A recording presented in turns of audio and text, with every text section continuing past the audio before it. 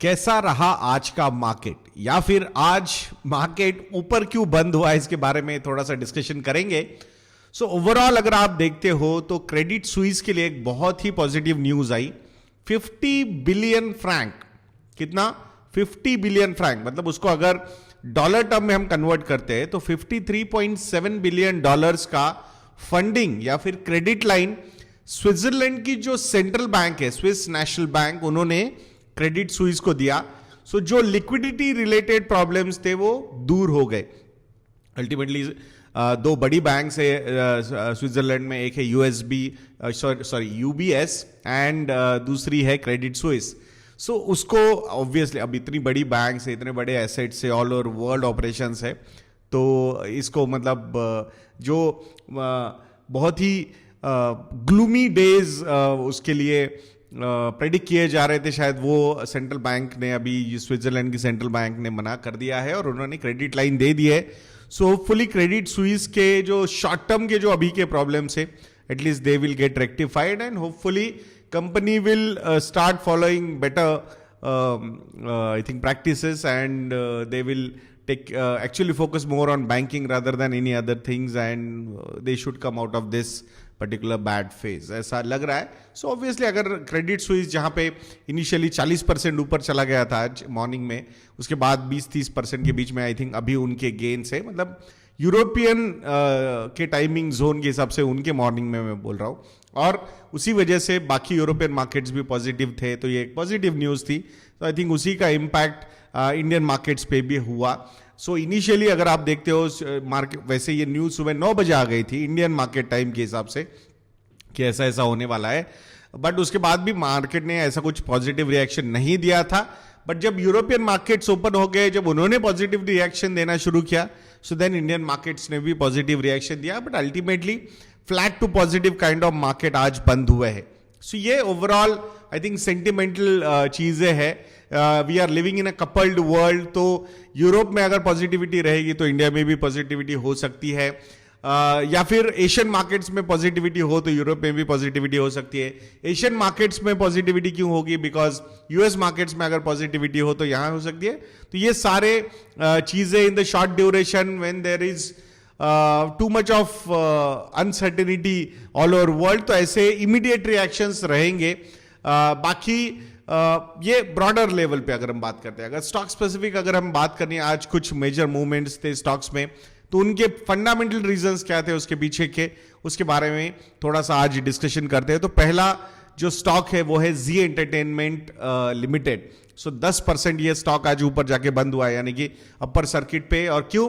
क्योंकि इंडसइंड बैंक का जो लोन था $10 मिलियन का, वो जी ने डिसाइड किया, भले वो बहुत सारी निटिग्रिटीज में अगर जाओगे तो डायरेक्टली जी पे नहीं आ रहा था, प्रमोटर्स पे था, उनके अदर कंपनीज पे था, बट नाउ जी डिसाइडेड कि let's get rid of this $10 million, यानी अप्रोक्सीमेटली 82 करोड़ रुपीस का वो लोन उसको रिपे कर रहे हैं वो।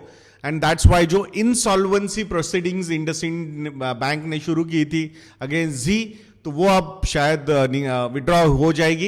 And that's what market has reacted, for that particular reason only markets have reacted quite positively to Zee entertainment stock, और दैट्स इसीलिए स्टॉक आज 10% ऊपर है।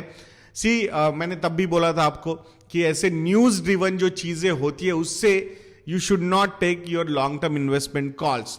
तो बहुत सारे कॉर्पोरेट गवर्नेंस के इश्यूज रिपोर्ट किए गए थे जी में पहले भी, फिर वो स्टॉक कैसे नीचे गया था, फिर वो प्रमोटर्स को निकालने की कोशिश हुई, फिर प्रमोटर्स ने सोनी के साथ वो मर्जर करने का प्लान किया, वो अभी भी पूरा कंप्लीट नहीं हुआ है, वो उसमें भी अभी भी प्रॉब्लम्स वगैरह है, सारी चीज़ें। तो ये सारे फैक्टर्स है। सो मुझे हमेशा लगता है कि व्हेनेवर मतलब कॉर्पोरेट गवर्नेंस में एक सी भी नजर आ जाए तो इट्स बेटर कि थोड़ा, there are so many other companies which are well governed, well managed, good growth potential, good earning visibility, ऐसी कंपनीज को, ऐसे बिजनेसेस को आपने फाइंड आउट करना चाहिए और उसमें इन्वेस्ट करना चाहिए, कि मुझे जेन्युइनली हमेशा लगता है। सो वही एक फोकस आपका as an investor, long term investor होना चाहिए। अब नेक्स्ट जो स्टॉक है जिसके बारे में आज हम बात करने वाले हैं वो है विप्रो। सो आज 52 वीक लो पे ये स्टॉक गया है और मेजर रीजन क्या है, रेवेन्यू ग्रोथ के वरीज बहुत नजर आ रहे हैं। सो ये जो ग्लोबल अनसर्टेनिटी है जिसमें यूएस में रिसेशन की बातें हो रही है, यूरोप में रिसेशन की बातें हो रही है, यूनाइटेड किंगडम यूके में रिसेशन की बातें हो रही है, सो वो जो है वो चीज जो है वो आई थिंक डेफिनेटली हावी चल रही है बहुत सारी कंपनीज पे। दो when I was discussing about IT sector with fund manager, तो मुझे काफी पॉजिटिव उनसे कमेंट्री सुनने को मिली है। I am really waiting for the results next March ending के बाद, क्योंकि वो इनिशियल 15 डेज में ही बड़े रिजल्ट्स आ जाते हैं आईटी कंपनीज के। So I am more interested in analysing those results rather than predicting too much of these things. So एक चीज याद रखनी होगी, आईटी सेक्टर को जिस तरीके से प्रीमियम वैल्यूएशंस दिए गए थे तो वो सस्टेनेबल नहीं थे। एक डिफेंसिव सेक्टर को ग्रोथ सेक्टर में कन्वर्ट करके प्रीमियम वैल्यूएशंस मिले थे, सो वो एक रीजन था। अगर विप्रो की हम बात करते हैं तो लास्ट 1 ईयर में 38% से ये स्टॉक नीचे आया है। सो ओवरऑल एवरेज वैल्यूएशन के पॉइंट ऑफ व्यू से 1 साल वगैरह 3 साल तो नहीं पकड़ूंगा मैं, बट 5 साल 7 साल 10 साल के अगर मैं एवरेज या मीडियन पी रेशो के पॉइंट ऑफ व्यू से देखोगे तो अब IT companies are looking better placed rather than जो पहले एक बहुत ही ज्यादा वैल्यूएशंस इन कंपनीज को मिल रहे थे। So that was not at all sustainable, ये भी यहां पे समझना होगा। बट जो अट्रैक्टिवनेस है आईटी सेक्टर में वो विप्रो के ऊपर मुझे लगता है ये बाकी कंपनीज रेट करती है, टीसीएस हो या इन्फोसिस हो या फिर इवन एचसीएल टेक हो, तो ये कंपनीज को ज्यादा जो झुकाव है इंस्टीट्यूशनल इन्वेस्टर्स का, ऐसा मुझे लगता है यहां पे है। तो वो भी एक चीज आपने समझनी चाहिए।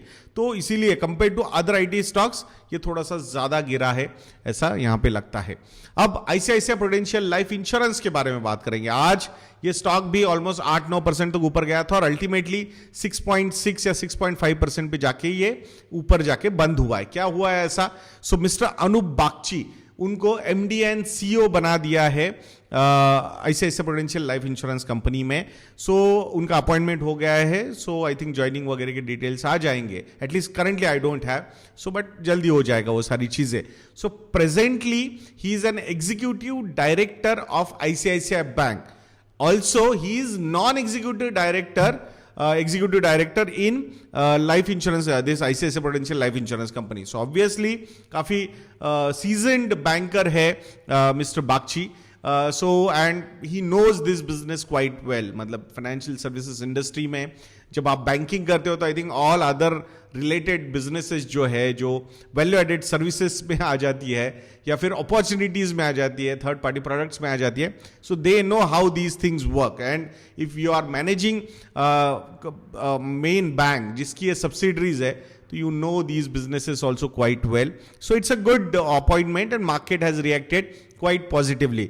There is no doubt with the new tax regime, यहाँ पे थोड़ा सा चैलेंज रहने वाला है इंश्योरेंस कंपनीज को, एंड दैट्स वाई कुछ चीज़ें चेंज करनी पड़ सकती है।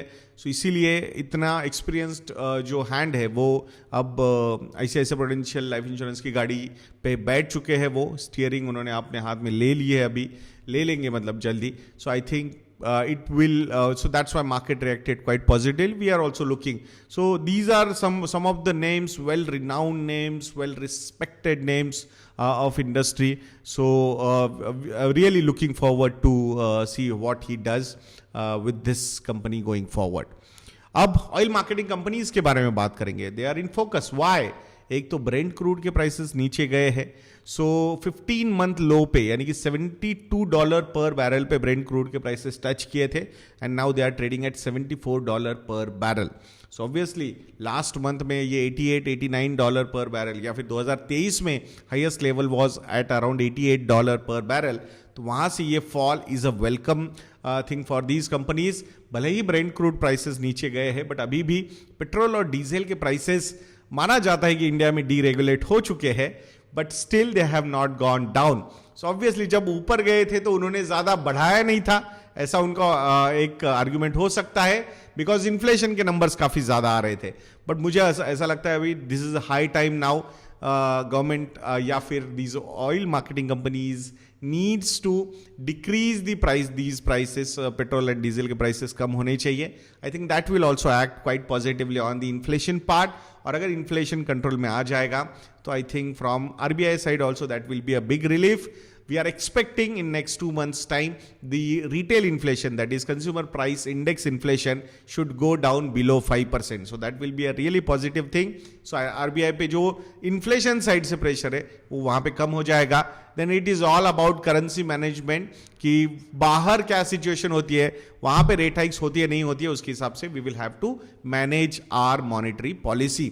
So लेट्स होप दैट कि अगर रिसेशन के फियर्स और ज्यादा बढ़ जाएंगे तो वहां पे भी रेट हाइक के जो एक्सपेक्टेशंस है वो भी बहुत कम हो जाएंगे एंड रेट कट के भी एक्सपेक्टेशंस पोस्ट दिसंबर 2023 वापस आ सकते हैं. So I think liquidity infusion point of view से these things will play really well for Indian economy. Recession में बहुत सारी अपॉर्चुनिटीज इमर्जिंग मार्केट्स में स्पेसिफिकली इंडिया जैसे मार्केट के लिए ओपन हो जाती है.